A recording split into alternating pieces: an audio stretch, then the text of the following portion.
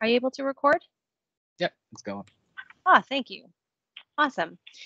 Before we get started, Elise is going to be doing a territorial acknowledgement for us.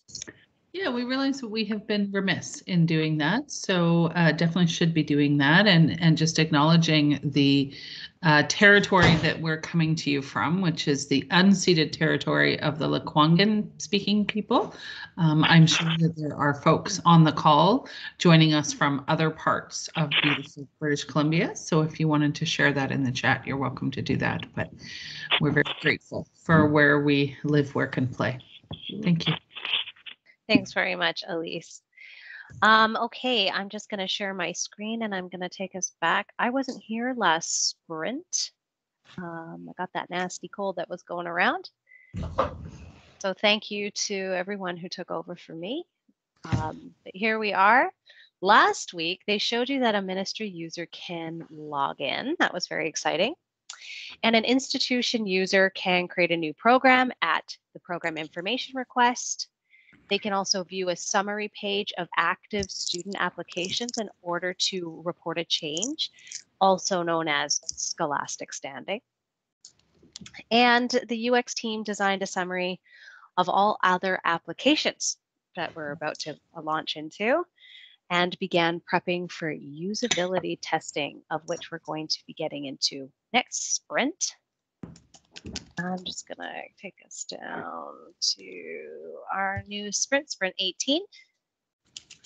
And Elise, if you could walk us through the goals we set out to achieve for this sprint, that would be great. Yeah, and so, sorry, go ahead. Go ahead. No, go ahead. So this was our second 3-week sprint. So we're trying to manage our expectations and reset what we think we can accomplish in 3 weeks. So we're still working on the confirmation of enrollment piece and program information request. We've started to pick up some work around restrictions, so various folks have been involved in that. The development team has been busy building change in status, so that scholastic standing piece. We have some program updates, but there's more to come. Also welcome screens, so starting to get to some of the nice stuff, which is great.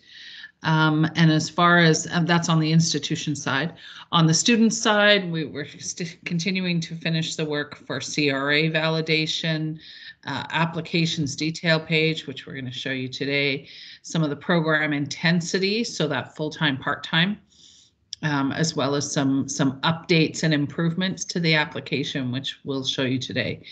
So it makes the experience a little easier for the student. And we actually are starting now to say, okay, wait, there's not just the full-time, part-time, there's other applications that are in scope as well. So how will a student select which application they want to make? We'll be showing you that, or it's built. We'll see how much time we have today. Welcome screen as well. The UX team has been really busy focusing on the ministry user journey piece and the ministry sitemap, which we are going to talk to you today. So what are the ministry users going to be doing? Because so far we've been focused on the student and the institution user. So that's been really helpful as we start to plan that out. And then, of course, there's some stuff in the background. So getting ready and scheduling the usability testing, figuring out how we're going to manage notifications and messages. And of course, we've got some work that we're doing around satisfaction surveys. So we identified from a metrics perspective that student feedback was important. We've collected that and shared that with you, but also institution user and staff feedback from usability is important. So we'll be doing some surveys in the coming, I would say 6 weeks or so, around gathering baseline information from many of you, as well as institution users. So we're getting ready for that. So that's what we've been working on. It's been a pretty busy and intense 3 weeks for sure. Absolutely. And to make things more complicated, we lost a player on our team. We lost Andrea. She got an amazing opportunity, I think, with forestry for a big 5-year project starting from the beginning. So she's left us, and we don't have a replacement. We're not sure if we're going to be getting one. We have 2 strong UX folks on our team, so we'll see how that goes. And just to continue on, Elise, if you want to provide some business context for this sprint. Yeah, so just a couple of reminders, or just to make sure folks are up to speed with some of the decisions. So we've talked about end-to-end scenarios for institution users, and we showed you some of those last sprint. We're pleased to announce our new team member, Katie, started yesterday, and so one of the tasks that we're going to be asking her to do is to work on these end-to-end scenarios. So that's something that's coming. We haven't forgotten about it. Just a reminder that the whole parent and partner, you're going to see me very intentionally use the word partner, not spouse. And if I make a mistake, please correct me. So parents and partners are going to be providing their information by signing in using their BC Services card. And if they can't, then students will provide information on their behalf. So we're moving forward with that decision. The EPI project, unfortunately, Steve left us last week, but Haley has taken over on the EPI project, and they've identified some really great enhancements and changes. So you're not going to see those today. You're not going to see them yet, but we are going to be incorporating them hopefully in the next sprint. EPI, thanks. Good question. See, the acronyms just come. So Educational Program Information. That's what EPI stands for. Isn't the other one like ephedrine or something, like an EpiPen or something? So it's a shot to your leg. So just and now as we start getting into some of the ministry user activities, I just wanted to flag for you and start getting people to really think about what are ministry users going to be able to do. And of course, the first thing and one of the most important pieces is they need to be able to search and find information in the new system. So they're going to be able to do that, of course, and see different pieces of information so that they can help support institution users and students. But they're also going to support application processing, of course, and whether that application is a designation application or a student application, they need to be able to manage restrictions. We've also started talking about how ministry staff are really the ones that make decisions, right? They're making decisions about whether we accept an exceptional circumstance, for example, and then they need to be able to make a decision and then push that application or document forward in the process, or it needs to stop where it is. So adjudicating decisions that might be more of what we would call an override. So just starting to get you to think about ministry staff are not going to be doing things like editing an application. We don't change anything on an application because students own their own applications in the new system. Institution users own their designation applications.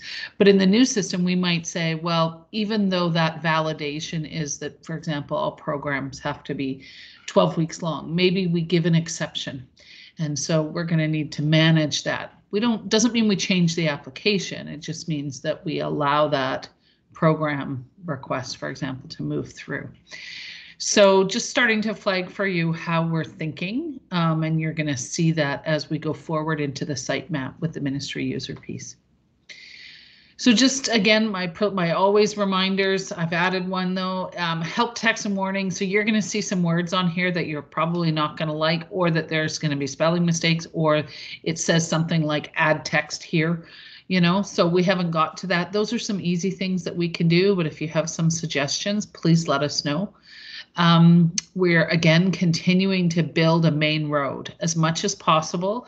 There's one road, and what we're trying to do is get everybody back on the main road. So those exceptions process, all of that is that if you're stalled on that road, then we need to somehow get you jump started and moving along. If you've somehow fallen off the road, we need to get you back onto that road so that your application or your journey can continue to move forward. So you're going to see us reusing different components and continuing to do that. And then lastly, just a reminder, and Lynn will talk about it again, but I just want to make sure that folks are understanding that user testing is not the same as user acceptance testing.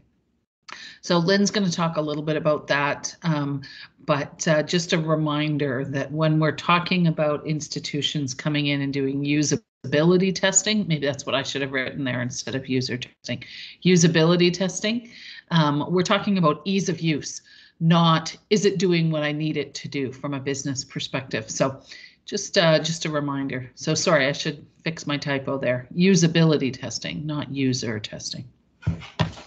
Okay, I've talked enough. Let's get on to the good stuff. Yeah, so this product review, we've decided to go straight to the technical product review first before we get into the user experience design sitemap of the ministry user journey, because I suspect it will create a lot of conversation. So for now, if we could have your attention, we're going to start with our product review, and Andrew Signori is going to take us through income validation with Canada Revenue Agency. Hello there, good morning. Let me share my screen just a second.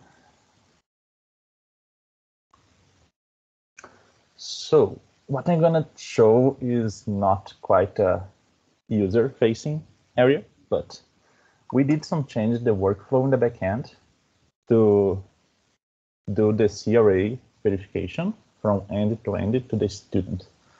So what's gonna happen now is this is our workflow. Don't mind if you can see, I'm gonna zoom in a little bit, but that's the workflow that is executed. Once we go all the way through the application, this one is populated, and we submit it. So when you submit the application, oh, I forgot something. Here we go. Oh, by the way, I am creating this and forcing to a PIR happen. So here I have an application. The student doesn't know the dates, so there is no offering. So he's providing the data, the dates, and that's gonna end up in a PIR. Just keep that in mind. A program information request. Yes, the acronyms. We need to have like a bingo card for every acronym that we use. So what we enabled this sprint for CRA, once the student submitted the application, we are enabling the end-to-end flow. So the application submitted, there is a PIR associated to that. Don't mind, I'm gonna zoom it. That is what's gonna happen in the backend. So that's our workflow. It's been here for a while. We are building it and increasing, adding more functionality. So what we built this sprint, this is just the workflow starting. So that application was submitted to this part, and this area here is new. Is the way that you're gonna handle the CRA integration. First of all, based on the program year, we defined the tax year that we are gonna request the CRA, the total income from the students. Then we asked CRA. So we generated the text files and sent to the CRA FTP. So that's a process that we generate the files and just wait for a couple of minutes or a couple of hours. And the waiting part is here. So the workflow is gonna be there sitting. This area is gonna be locked, waiting to us check on the CRA if they provide an answer. If they provide, we are gonna tell the workflow, you can proceed. And workflow is gonna then get the value from CRA, if available. If not, it's gonna be using the one provided by the student. So if the message is not received, we build like a fallback strategy. So even if our application failed to communicate the workflow that the information arrived, we build like a pooling strategy that's gonna make the workflow unblock itself. So it's basically like a workflow is gonna be waiting to us, or workflow is gonna be checking. Either way, it's gonna unblock, it's gonna have the information from CRA or not, it's gonna then decide, should I use the CRA provided information? If exists, it's gonna be used. If not, it's gonna be using the student one. So this process from here to here has interactions with our application. Our application has interactions with CRA. Our application is gonna be checking the CRA if the CRA has some response or not. And after a while, could be hours, could be a day, it's going to allow the workflow to proceed to the assessment part that is down below. So the part that we built is basically this on the top to get the income that's going to be used in the assessment, and everything is connected now. So we have like 10 users from CRA that are valid there, like we have SIM numbers for test, and we can submit a user, a student, and we can get the income, and you can now use the income in the assessment. That's it. Thank you, Signori. You were able to build an integration with CRA faster than I can wait on hold for them to unlock my account. Thank you. So awesome. Very good job. Okay, so we're going to pass the mic over to Guru, who's going to show us the student welcome screen. And just so you know, there was a lot of conversation around this, and we've really distilled it down to a very simple MVP version of the welcome screen. And then he's going to take us through starting a new application. So for not full-time, part-time necessarily, all the other applications that students can apply for. Take it away, Guru. Hello, team.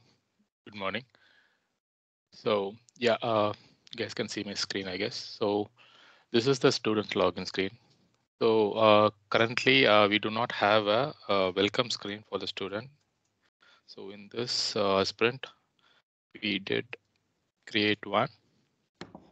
So as soon as the student logs in, so you can see like he or she can see a welcome screen out of it. This has been developed in Form.io, and it can be edited seamlessly. Like you can just edit. For now, we have just given some placeholders like new program 1 to with some dates and enhancements and stuff like that. But these can be, I mean, we can just edit it anytime, and it's very simple to do it. This is the welcome screen we have given. So as soon as the student moves to the application, navigates to the application page, this is the application summary page, I would say. Like previously, we used to have, we can just start a new application for a full-time and part-time application with a drop-down for a particular year. But now, when we click on the start new application, it goes to a new page. This is a separate page where the student can select any of the different applications and also a full-time, part-time application. We did not have any, any development for these start application. Other applications. We do not develop it. We did not develop it. So currently, we just go only with the full-time, part-time application. So a student can start the application by selecting the year here. So we can just select like 23 and 24, and we can just start the application. It just comes to the appropriate application screen here. So this screen you have already seen. So when the student goes back to the application summary page, he or she can see like his application will be in the draft, in the draft status. So when the student wants to tries to create another application here, like this, with a different year also, and he's trying to create another start an application for a full-time and part-time application, you get a pop-up saying like there is already a draft of an application in progress. Please continue your draft application or cancel it. So it's kind of a check to just maintain whether making the student to restrict like once he completes his existing application and new application cannot be created. So kind of, at least for the full-time and the part-time application. So he can either delete it or he can go edit the particular application and he or she can submit it. So that is the welcome screen and the new page we have created for the starting of the application. So if you scroll down just for a second, Guru, all those other start new applications for those other different programs, those will be designed in the next sprint so that we can get them clickable. Clickable. There's the word. Thanks, Guru. Okay, Thanks. we're going to pass it over to Anne now, who's going to describe this student's application details page and some of the scenarios a student might see when their application is in progress, or if it's got a program information request, or if there's been a deny of a confirmation of enrollment. There's been some other scenarios that have been designed, but we've pared it down to show you just these 3 for today. So you can take it away, Anne. Yeah, I'll share my screen. So I hope that you guys can see my screen. Yeah, as Michelle said, we have introduced this application details for all the status. So today I'll be showing the application details for in progress, which is in PIR, and assessment and deny COE. So here I have this application. So this application is an in progress state and it is in PIR. So if you go and view this application in the program, you can see that this student has requested for a PIR for this application. So that's what this panel is there, and they have this entered the start date and end date. So when they view their application details, they will be having this progress bar where they can see the progress of their status, and they will be having this like a banner notification where it will be saying that we are awaiting information from the institution. Your application cannot be assessed until this has been received. So this is an example of an application which is in progress with PIR, awaiting for PIR. Now I'm going to show you the assessment status. So this is another application which is awaiting for assessment from student. So here the application has been moved from in progress to assessment. So that's why they are having this details like the application number, the school type, and study period. We are working on date submitted and date completed. So in the future sprints, we will be introducing those data also. So yeah, in the assessment status, they will be having this progress bar till assessment here, and they will be having this small banner. So it says that. And could you zoom in just a little bit? Pardon, Andrew? Could you zoom in just a little bit? Make your screen bigger. Okay. Can you see? Okay. Yeah. Thanks. Yeah. So here they will be having this banner. With this details that their assessment is ready, and if they want to confirm the assessment or view the assessment, they can click this button, and this button will be redirecting to this notice of assessment where this page is also actually in progress. So they will be having they can view their assessment and details over here, and if they want to confirm the assessment by clicking this button here, confirmation of assessment, they can confirm the assessment also.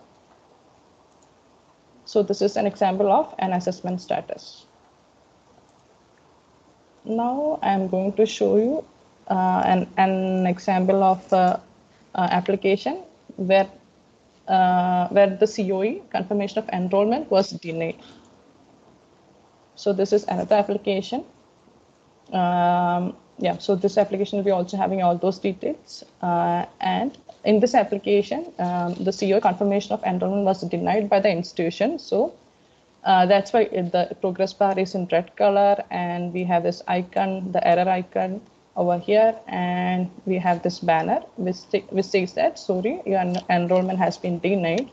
And we are also giving the reason here, like when enrollment is denied by the institution will be selecting some option like why the enrollment was denied. So that reason will also be showing here. So this was the reason why this application was denied. School is unable to confirm student's identity. Please confirm your student number or contact the financial student office for more information. And if they still want to edit the application, we have given the button here. So this is actually in progress. And again, if you want to view the assessment, they can click here and view the assessment. If they want to edit, they can click here and edit the application also, but we are still working on this part. So this is a few of those application details page. Now move on to the next one, where student can select a program intensity. So here I have a draft application, and here I'm selecting a school. So I'm selecting Golden School, and when I am selecting the school, I will be having this program drop down. So in this program drop down, all the programs under this location will be listed. So I'm selecting arts and science here. So now we have introduced this panel where the student can view details of the selected program. Since the student has selected this art and science, they can view the details of this program, the name, the description, the credential, and delivery method. If they select any other one, they will be getting the details of the selected program. I'm going with the arts and science, and they will be having this option to select the intensity. So if they select part-time, they will be having this intensity drop down where they will be having the list of offering under this program which intensity is part-time. And here, so under this program, offering one, so this is the start date and end date. Offering one is a part-time intensity. If they select full-time intensity, they will be having the list of full-time intensities. So here offering two is full-time. Yeah, so this is the select program intensity. Yes, applause.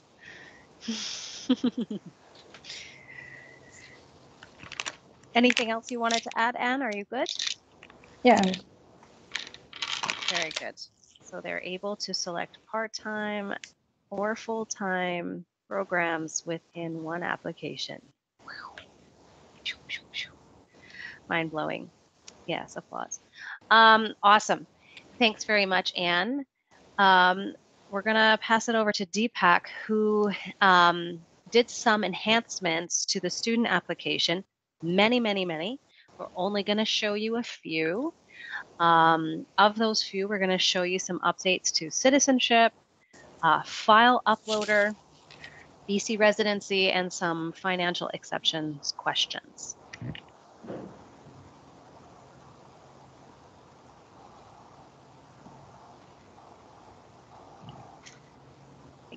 Yeah, There good we morning, go. everyone. Yeah, so this is the student applications dashboard. So I'm going to start a new application, or maybe let me see if there is anything on draft. So I'm going to start a new application and select the study year and start it. So on a whole, there are two different aspect of updates to this student application. The first one is following a standard styles across the application, student application, and second one was adding or updating content to the application. So first, as Michelle mentioned, so we'll directly get into the personal information side of that, where there is a question about the citizenship status. So when you select a permanent resident, so you get to upload a list of documents here, and this content is kind of dynamic, and it depends based on what is the document or what is the content that you're uploading, and it also suggests the template of your file name, for better understanding of the person who's processing it. So uh, this is as a file uploader. I'll just act as a file uploader. So we give a we give an information of what kind of files that we're going to accept and what is going to be the file limit for each file that you're uploading as of now. And also we have banners which are styled, the styles are updated here. And if you're a permanent resident, so you're gonna browse and update stuff here. And if you're a protected person, see the documents required are different now, when compared to a permanent resident. So it changes. And so I'm switching back to Canadian citizen, and now I'm coming to a resident. Are you resident of BC? When I'm gonna say yes to it, sorry, when I'm gonna say no to it, so it's gonna give you a warning stating that what what are you, what do you have to select out of this, and these contents have been modified. And If you are not selecting one among these answers, and if you're gonna click on none of the above, then you are asked to explain the situation of why you should be considered as a student resident for StudentAid BC purposes, why you haven't applied to your previous province of residency and stuff. And again, the file uploader comes in with a common template of what you have to upload as a part of documents accepted, and how the file names and the file has to look like, the uploaded file. And here is the common pattern of what files we accept and what is the limit of each file. And third part, what I would like to show you is on the financial information tab, where we have this new question of financial exception cost. So when I say yes to it, you have different financial exceptional costs like medical illness or injury, family emergency, natural disaster, unforeseen legal expenses. And likewise, when you select other, typically this has to come when you select other. So we just gonna fix that. So you explain your situation of what is the type of expense and when the expenses occurred and what is the amount kind of thing. And as a common thing, yeah, you have to upload a supporting document, and for each and every file upload component, it would again have the list of documents to be uploaded and what is the pattern the file name should look like. And yeah, so that's everything from my side. Wonderful. Thank you so much, Dheepak. So we are going to switch gears from student journey over to institution journey. So now we're an institution user. And Anne's going to show us the institution welcome screen. And no surprise, it's pretty similar to the student welcome screen. And how an institution user can initiate a change in student status. So take it away, Anne. Sharing the screen. Yeah, so this is the institution portal, and here I am logged in as an institution user.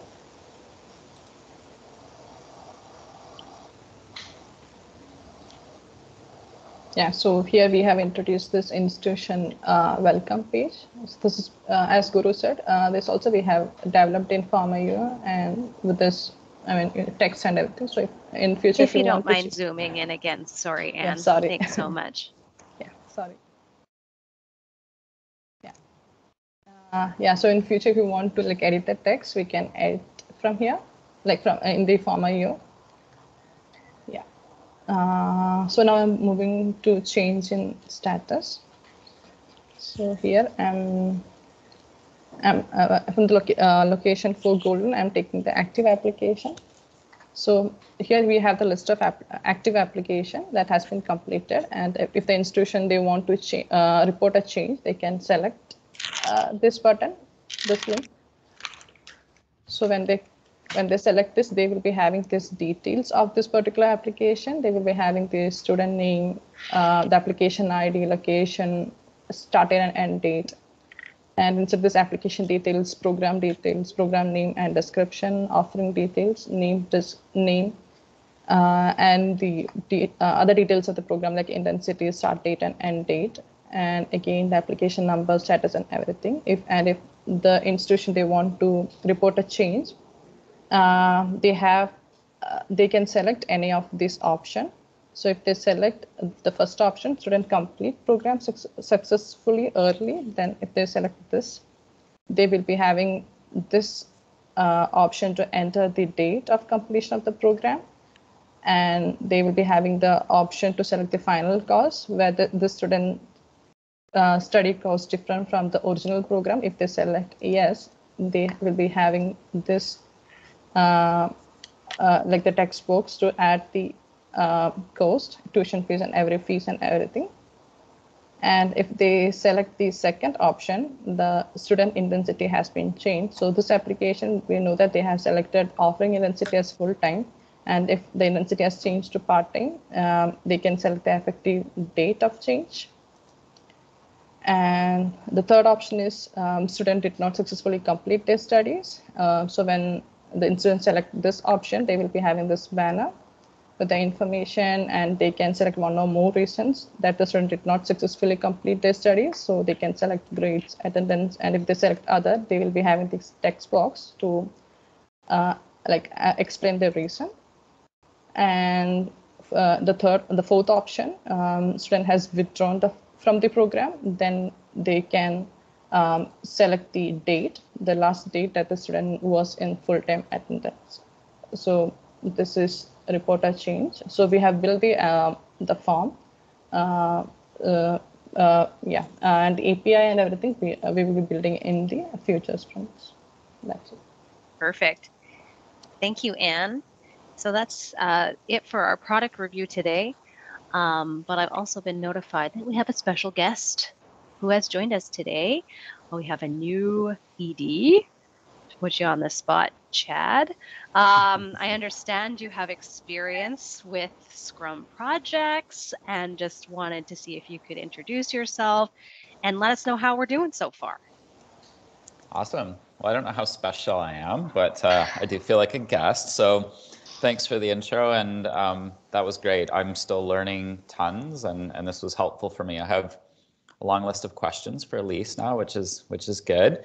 The project's looking good, and yeah, I do have a little bit of experience. So I've just left behind in my old role an agile project looking at freedom of information modernization. We were also working with AOT, so it's great to see the resources here, and that's excellent. Yeah, so it looks great. You're not much further along than my last project, so it's nice to see some really tangible kinds of things, and helpful for me to just kind of learning how students and institutions sort of interact with our services. So this has been great, and I look forward to more of these. Thanks for the welcome. Thanks so much, Chad. Appreciate you introducing yourself. All right, so now we're going to go over to UX UI design work that we have just completed. And I'm going to have Lynn just quickly update us on the status of usability testing. Awesome. Hey, everyone. And so in terms of usability testing, like Elise mentioned here, so I'm just going to share my screen here. To add to what Elise had said, usability testing does help us validate our design decision and answers, is the design intuitive enough? Are the words we're using easy to understand? Things like that. And so we're going back for another round. So you might have remembered that in June, we tested with institutions again using our prototypes. Now we're coming back in end of October to test with institutions again. We're using the development environment in that case. And so the idea behind testing is always that you're validating your designs. And this is how you kind of always come to a user-centered design. So you're always validating every step of the way so that if there's any course correction, then we can always catch it. But that's kind of the idea of that. And then in November, we're going to be testing with students. So more developments come on that end. But that essentially is the usability testing update. Yeah, awesome, Lynn. Thank you so much. I think one of the key things, the key differences between usability testing is that we're looking for ease of use and is our tool intuitive versus are we looking for problems? Are we looking for bugs? We tend not to coach the users in any direction. We kind of just give them a scenario and let them figure it out on their own. And then we sit back and document where they're finding some trouble on completing their task versus, creating a series of bugs. So that's a little bit of a difference there. I'm really looking forward to hearing the feedback from that. Now we're going to pass the mic over to Roop, who's going to describe the ministry user sitemap. It is our first draft of this. And we had a lot of thinking about what does the ministry user need to view within our application? I'm not going to say application, I'm going to say product versus what do they need to do within our product for MVP? A very important distinction. as you know, in some cases, we're still going to be relying on some of our, our JIRA system, for example, to manage tasks, that kind of thing. So where does the boundaries end of what ministry users can do within our product versus what they can view? So take it away, Roop. Hey everybody, it's Roop. How's it going?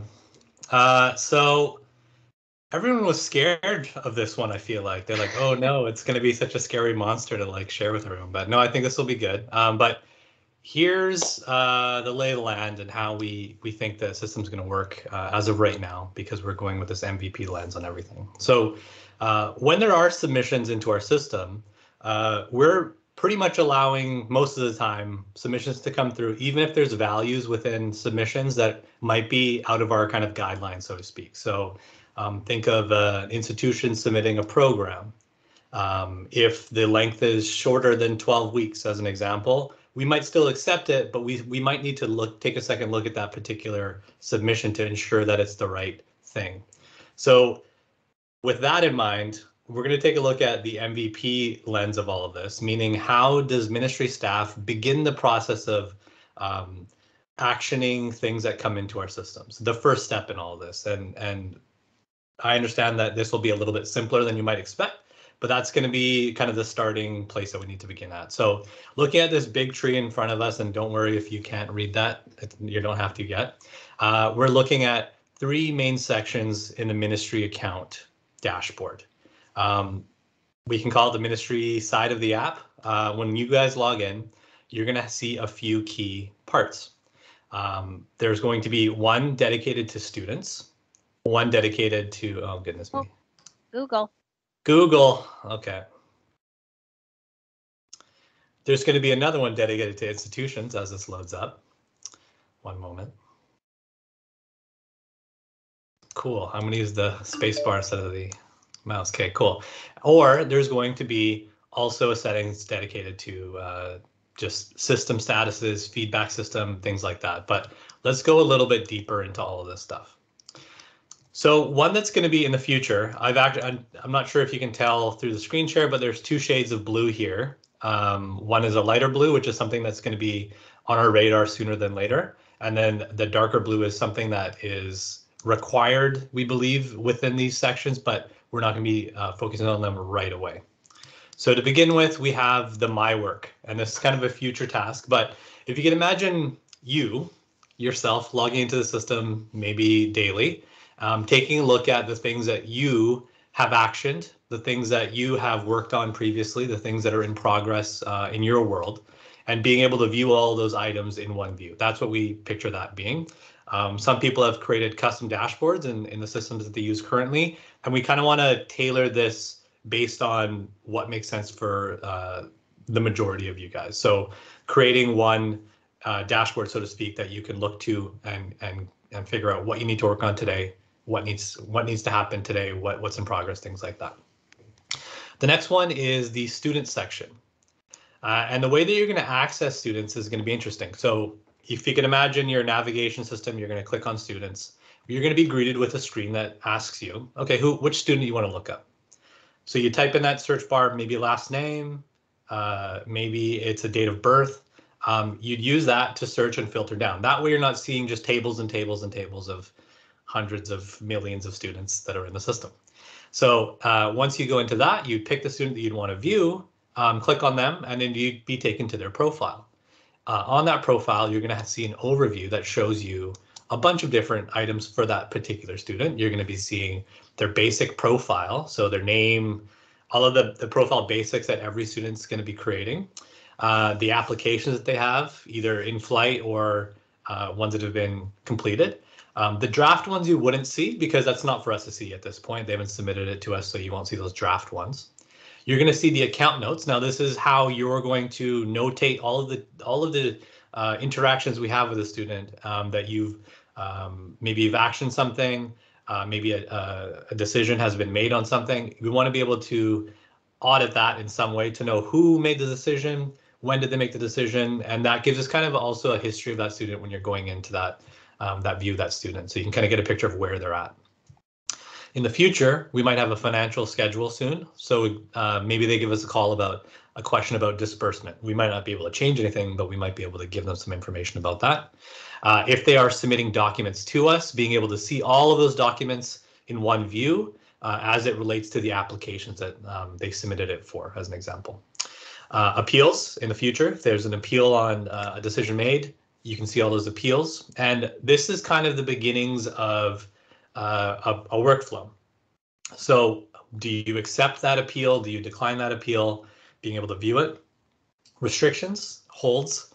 That's going to be one that comes, sooner than later. And so this is our pathway into viewing a student's restrictions and being able to action them. So editing them, adding them, even resolving them is you'd go in through the student profile, check out the restrictions, and action them that way. Now, there's also a future task of having all restrictions and all pending applications. So these are kind of, as these are specific to a particular student, these ones down here are going to be specific to all students. So anything that requires intervention from administrative staff, you'd be seeing them in these views. So in the all restrictions ones, and again, it's darkened because for now we're going to go in straight through the student profile. But in the future, you might see a page that lists all new restrictions sorted by priority so that you can action them as a team or individually. And then the same thing goes with pending applications. The way, as I mentioned earlier in this, when a student submits something to us that might be out of what we consider okay, but we might still want to allow for something like that, this is the place to do it. It would fall off the truck, so to speak, and require intervention from us. Another example of this would be a change to an application after an institution has confirmed enrollment, as an example. It would require reassessment. It would require us to look at this and determine whether or not we're going to allow this change to happen. So these are kind of an overall view, and this is how we're looking at a few of these items where you're going to get something that's out of spec. Our system will allow it to come through, and then we can make the decision as staff of whether or not we want to allow that change to come through. Moving over to institutions, you're going to access institutions in a very similar way to how you access student profiles. So you're going to click on institutions, do a quick search, grab the profile you'd like to view, and then you can go into that institution's profile, see the basics of that profile. You'll be able to see the designations of that profile. So looking at the current designation and previous ones that are in the system, you're going to be looking at the locations of each institutions, and then being able to dig deeper into the programs, their offerings, maybe details of each of those, and then potentially in the future, we mentioned applications. So tying the applications from the students into this system as well, if you kind of think about that coming full circle, so you can kind of jump back and forth between those kind of areas of the app. Also, you're going to be able to see the account notes, or in the future, it'll be a timeline where it would not only just be the notes that you add manually, but also system things that happen to that account. And you could see that in a timeline as well to see maybe designation was approved automatically or whatever. It might just be, it would show up in that timeline, so you get that. Also, you're going to be able to see the users for that institution. At this stage, we're not going to go heavy-handed with this. This is a self-serve system for them, and we want to allow them the tools to make changes on their own behalf when it comes to users, looking at who their users are, looking at making sure that people have the right access when they need it. In the future, we might have a super admin role to allow us to go into more detail and edit details and things like that, but we want to keep it simple for now. It's on you to self-serve yourself. And so looking at that, so the details of that of each individual user and potentially the notes of each individual user, that's something that will come in the future. And yeah, that's why it's dark blue. Also, you're going to be able to look at the restrictions of this particular institution, the appeals in the future, and potentially the uploaded documents that the institution has added into our system in the future as well. Now we're back into those overall institution kind of pages where it's all of the programs that are coming in that require some sort of intervention. Maybe it's a change and an edit to a program. Maybe it's a change to an offering. We got to make sure that we can approve those things. Same thing with new designations, making sure that we can accept them, decline them, whatever we might need to do to them. And again, when all of these accept and decline kind of actions, you have the ability to add notes in, so you can let not only the institution know what the reasoning for your institution, but also your colleagues as well when they come back into this profile in the future. And then in the future, we're going to have, again, like I mentioned, an all restrictions and an all appeals. So when appeals come in, they'll go into this general workflow where everyone can kind of grab from them and work on them. Like I said, coming back into the settings, we're not really focused on them right now. We're more focused on the user interactions that we're trying to enforce here. There's a lot of chat going on. I like to see that. Good. And yeah, in this one, we're going to look at things like the settings. So you can quickly look at the system status, think traffic light, green, yellow, red in terms of how things are going. And then also looking at ways we can incorporate a feedback system, not only for our institution users, our student users, but also for ministry staff when they do find issues with our system, as we inevitably will as we improve over time. Yeah, those are kind of the main pieces of the ministry side of the application. We're looking at a My Work, a student focused section, an institution focused section, and then general settings for the overall system. Any questions? Okay, they're coming, I'm sure. Thank you so much, Roop. I appreciate that. It does, I'm assuming it looks different to how you do things now, since we've enabled self-service for students and institutions. So I'm very excited to announce that we will begin building some of these pages starting next sprint, but I'll let Elise describe what our goals are for Sprint 19. Great. Can you just share your screen again so I can see what? Oh, yeah, of course. Okay, thanks. I'm getting so used to other people doing their job. I don't have my mural open in the background. Sorry. There we go. Take it away. Great, thanks. So yeah, so just a reminder, we sprint plan this afternoon. So whatever I tell you may change slightly as we realize how much work we're trying to jam in, but we're hoping and we're planning at this point that we are continuing to work on all of the business rules for each of the different grants to make sure that we've got the right rules in place during the calculation. Pretty important piece of work. We're getting the files set up for the MSFAA. For new folks, that is the Master Student Financial Aid Agreement, which is essentially the legal agreement that students sign that allows us to give them funds and they agree to pay back any portion that they're required to. We're also starting to talk about data migration and the idea of what's going to happen when we go live. So are we going live with all applications, or what's going to happen with 21-22 applications? So all of those conversations and doing some work with the TBTB team in the background, which is amazing because we're months away. So it's great that folks are working on that already. From a development perspective, the dev team will be building on the student side of things, some of the restrictions pieces, how do restrictions come in from the feds, starting to build that parent partner solution. How do we gather information from parents and partners? We have a massive list of suggested changes to editing the application and making some adjustments, as well as updates to the NOA, thanks to Rebecca and Andrea before she left. Some work on that. We're also starting to work on that ministry user, yay. So not only can you sign in, but we're going to build the welcome page. We're going to make sure that you can search and view student information, as well as search for the institution account. So pretty big milestones there.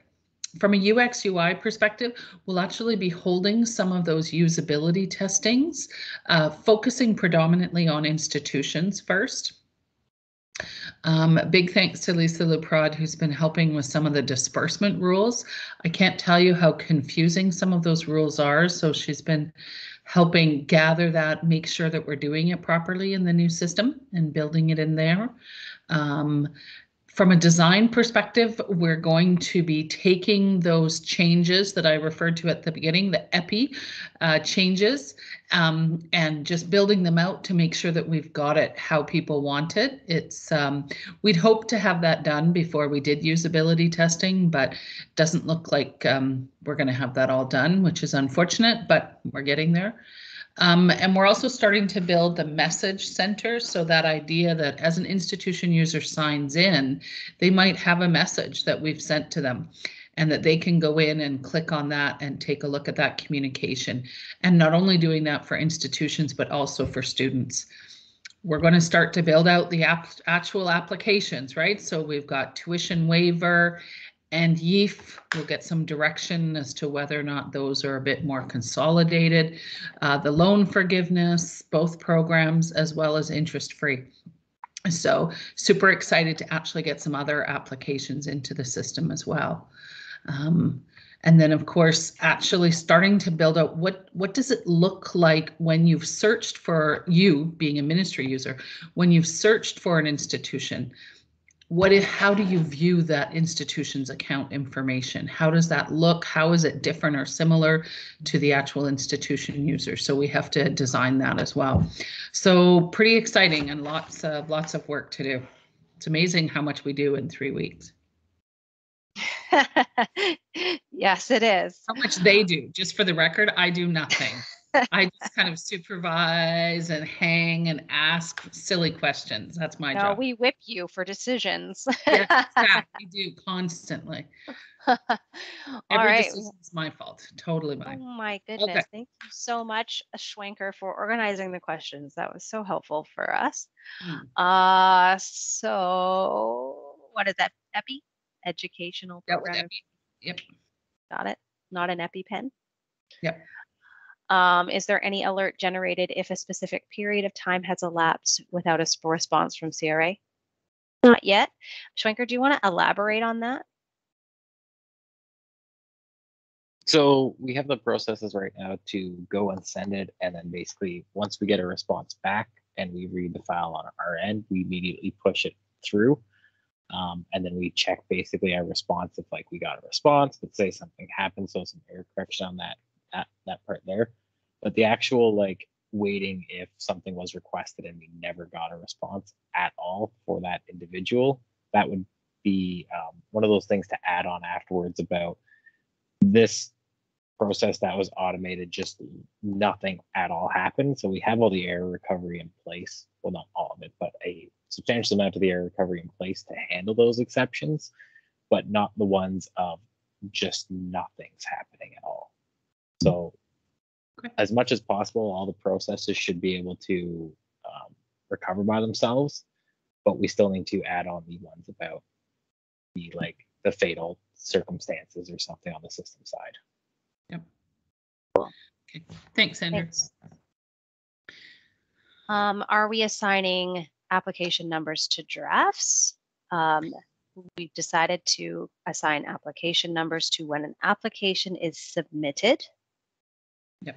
And don't forget that in the new world, students, we're not doing anything with an application that is in draft. What we're doing is enabling a convenience for student.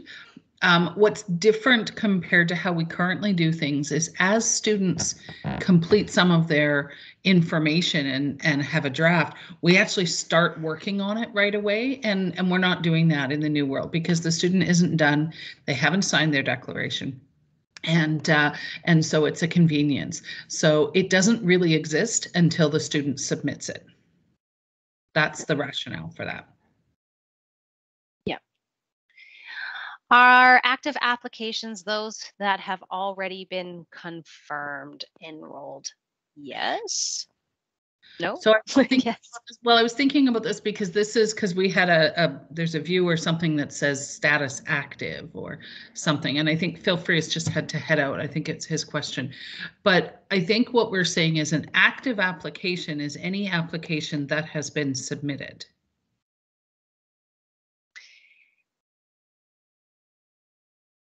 I just want to confirm this with you, Schwenker, because I want to make sure that that's what's built, because this is when the student an institution user comes in and reports a change. And so they would only be doing that once they've been confirmed enrolled. So Does that make sense? yeah, right now, so like they have the PIR and COE more or less cues on their side about sort of work that needs to be done. So in this, and this is where it's an evolving screen to know exactly what it's going to look like, but it is those applications that are basically completed at that point of they don't need any work from the institution. Right. It's there, the students going to school. Maybe there'll be there's room for improvement obviously on that one about what it could look like, but right now it's when an institution is viewing something that they don't need to do a PIR for, don't need to do a COE for, it will be there. So what I hear you saying, Andrew, maybe this helps for folks, is so applications come in and there's a whole bunch of them that don't require any interaction, right? The school doesn't need to get involved.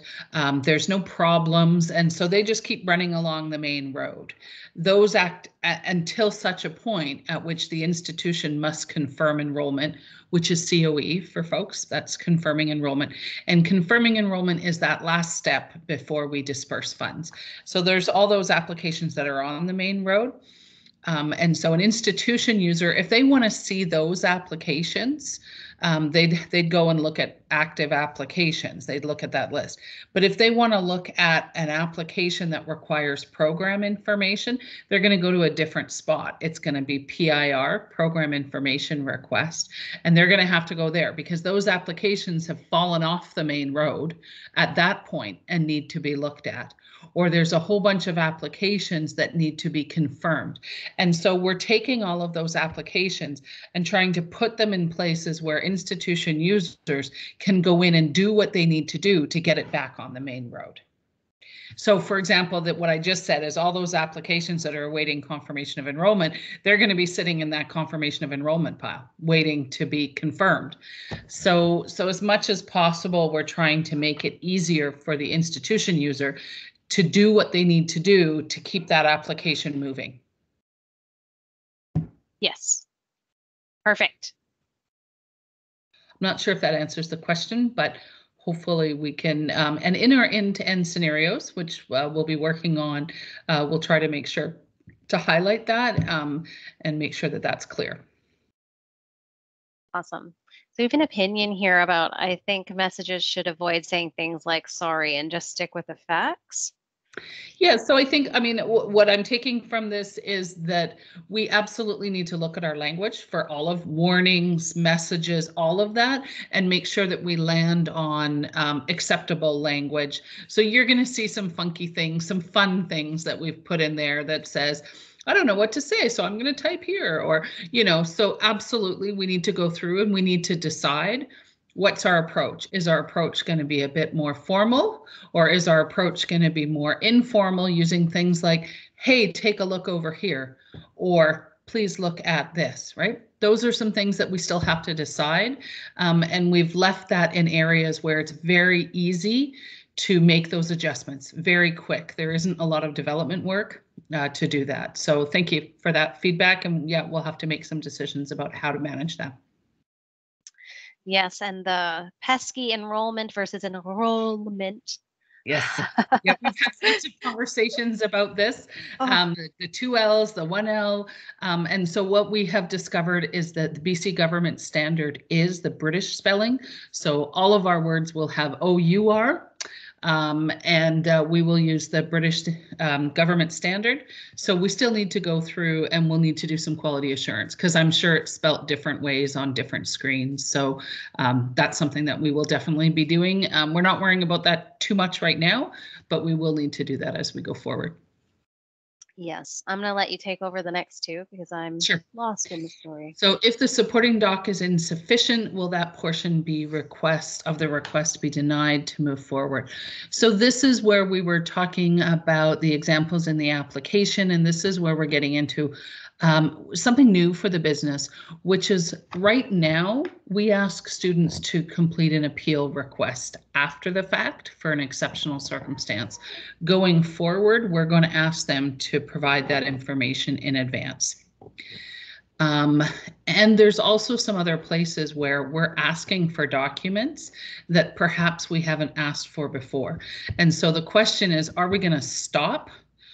Or does this move through? And so as much as possible, we as the business get to decide that. We decide, are we going to stop the system here if a document is attached? Must we review every document? So those are our decisions to make. But certainly with those exceptional circumstance questions, we anticipate that we'll need to flag those applications so that what we currently call the case review team would be taking a look at those, which would then reduce the back end appeals, so that students don't have to essentially be assessed twice. The risk, of course, is time. Totally appreciate that that's a concern. So that's something that we're trying to manage. But as much as possible, we want to move students through appropriately one time, rather than pushing them through quickly and then having to deal with over awards and reassessments and all that. Not useful. And there may be a way that we can keep things moving while we're waiting for that documentation until that sort of critical disbursement stage, right? It wouldn't necessarily mean it would freeze it at that point where we're asking for it. We may just be flagging, you're going to need to provide this in the coming days or whatever. Yeah, we'll have to look at some of that. The other thing too is some of those applications are still going to be awaiting program information from the institution. Right. They're also awaiting parent and or partner information. So some of them are waiting anyway. So we're going to have to figure out, how do we find the best path forward, so that of course our service delivery is to try to reduce the amount of wait time for students. But we also don't want to shortcut the process. Right? So students don't get to have a shortcut just because it gives them a faster answer. If the answer isn't the right answer, then it's better for us to get the right answer for them in a reasonable amount of time. So we're going to have to do some work on balancing that. So then the next question is around our tier 1. So this is our, when we refer to tier 1, it's our call center. It's a contracted call center, and they handle about 100,000 calls for us a year. And so obviously, and they currently have access to SFAS. So yes, they will need to have access to our system. They will need to be able to search up students and applications, find information to help answer questions for students. They probably are going to need to be able to add notes as well, if appropriate. But apart from that, we don't anticipate they would have other privileges within our system. So a more limited role. And of course, I'm going to say it, someone might kick me. Good thing you can't get me under the table. But we hopefully down the road, maybe we won't need a call center. Maybe. Don't quote me today, but wouldn't that be amazing if we're able to help students serve themselves so that they can find the answers they need? So if what we really want to do is reduce the volume of incoming calls so that students and institutions can self-serve as much as possible. I'm not saying we're getting rid of tier 1 on April 1st. That's not happening at all. Okay, they're not going away anytime soon. But it'll be really interesting to see what are the volumes, and also what are the kinds of questions that are still coming in through our tier 1 after we go live and 6 months later. And maybe the nature of that work might be really different. So it's going to be exciting to watch and find out. I wanted to put some inspirational music behind you during that soapbox speech. It was good. Oh. Thanks, Elise. Chariots of Fire, but nobody knows what that is because I'm old. Yep. Okay. I know what it is. All right. But I'm old too. Okay. Go for it, Elise. Okay. Does the application get assessed based on what has been submitted, or does that only happen after the submitted documentation is reviewed? So similar on the other approach, we as a business make some decisions about that, but absolutely the approach that we're taking is that if we need to review documents, they've been submitted, we review them, and then it moves forward. But we'll have to make some decisions, and those are business decisions to make. We'll have to decide, are there any hard stops?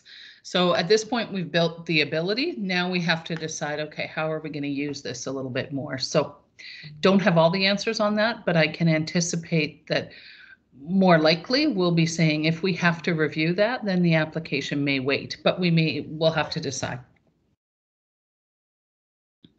Will we mirror the language used in the policy manual? So this is where I think you're picking up that, for example, we might have a header that says financial exceptions and the policy manual says exceptional expenses. Great example.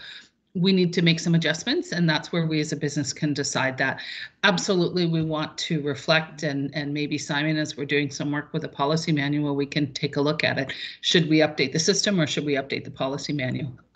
We can make decisions. As much as possible, we want them to be aligned. Yes. So yeah, capturing things like that, super helpful, because some of us who are in the application all the time just kind of don't even notice that. You miss it after a while, so it's really helpful to get fresh eyes on it. And then lastly, can students change their mind and withdraw their appeal and have their application automatically move forward? So this is the idea of what we call edit before confirmation of enrollment, which is different than editing your application after confirmation of enrollment. So if it's before confirmation of enrollment and you put in some information about exceptional and you changed your mind and you felt, or something had changed, the goal is that we allow you to edit that application and that it move through the process again, and it'll be reassessed. You'll get a new notice of assessment. If it's after confirmation of enrollment, it's a different process because it depends on what's going on. Funds might have already been dispersed or not. So the idea is that we would probably put that application onto some kind of a list that we know that ministry staff need to take a look at and say, oh, they want to make this change. Can that change? Does it matter?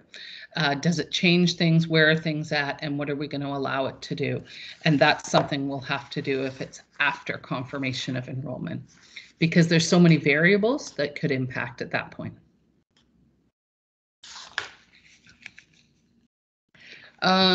So conscious of the time, it's almost 11:15, and that's the amount of time that we'd allotted for the demo. So I'm happy to rush through these answers, or we can talk about them at the business check-in next week. I'd consider it active. Can students change their mind, withdraw? What do we do when entered by that loan? So I'm thinking that maybe what we need to do is push these forward to the business check-in next week. So on the alternate Wednesdays to demos, we'll have a business check-in. So we're going to put these forward and we can follow up with these questions on that day to respect people's time. Absolutely. And we'll bring forward the ministry user journey to that discussion too, as I'm sure that you're still formulating your questions. Yep. And if you have more questions, throw them in there and also bring them to our business check-in. Awesome. Great. Thank you so much, everyone. Hope you have a great day. Thank you. Thank you.